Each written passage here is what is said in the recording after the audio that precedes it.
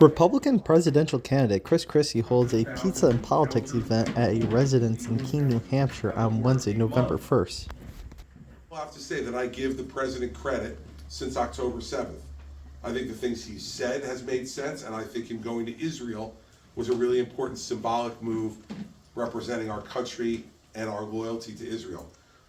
And if you wonder how important those kind of things, hypocrisy of Donald Trump, he stood behind it saying no. Now, let me promise you that when I say no, I'm going to become unpopular.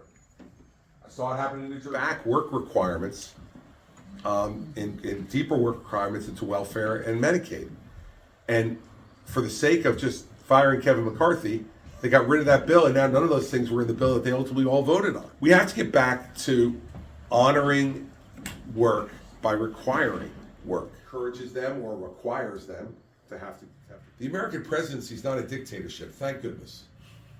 So for me, I voted for the first time in 1980 when I turned 18 years old, and I voted for Ronald Reagan programs that we pay for that we never get any direct benefit out of.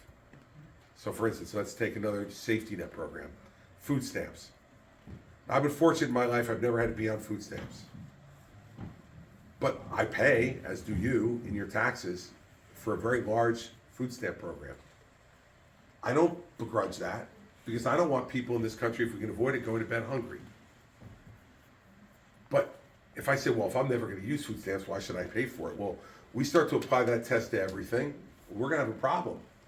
So on Social Security, we need to come to a number of what do you have to have in assets for your retirement, for you to say, it's okay on Social Security. What is that number?